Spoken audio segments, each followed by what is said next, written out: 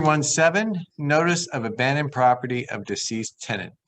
So this is the one that hopefully you don't really ever use, or if you end up using it, hopefully it's just the one time.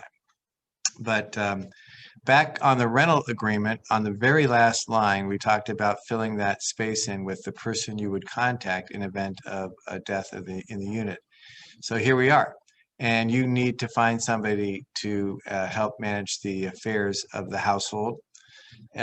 So you hopefully have that person's name. If not, you're going to do a little due diligence, maybe look at the rental agreement, find somebody that can take this. I don't have a recommendation if the person has no family or friends or custody, people in custody.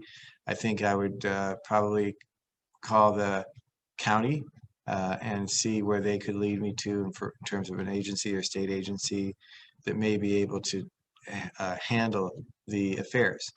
But before you just close up the unit, take all the stuff and dispose of it, you want to use this form and handle it appropriately.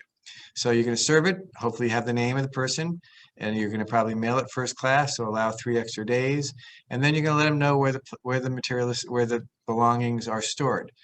When we've had this happen a couple times, and I've generally taken the attitude that we give a 30-day accommodation. It's going to take a little longer to turn the unit.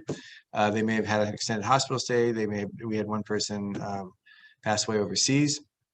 So it's not that necessarily there was a death in the unit that causes additional layer of complexity, but assuming that that's not the case, we're going to probably leave the belongings in the house until at least the time frame for this form expires. And the time frame for this form is that the personal property must be retrieved no earlier than minimum 8 days from the date of the notice, and we also add 3 extra days for mailing, plus the day for Sunday. So you're really looking at 12 days from whenever you mailed it. And you're going to tell them who you are, where they can find you, and what your phone number is so that they can contact you. And along with that, you will probably mark this box down here, which says, if checked, please be advised the landlord has determined the fair market value of personal property has been abandoned, is less than $1,000, and therefore going to dispose of the property unless removed by you as outlined above. So assuming it's a normal 2-3 bedroom rental unit, most garage sale value of household items is less than $1,000, and that's pretty standard.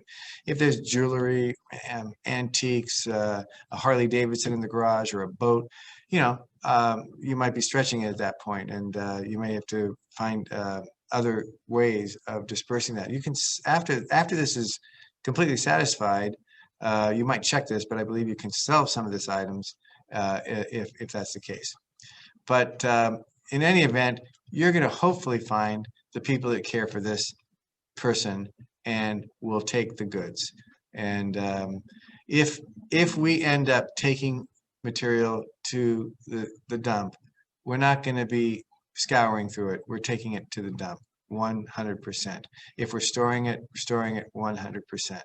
So just important to stay clear, on track, on point, and follow the timelines of this form as you would expect it to be handled if you had been the tenant.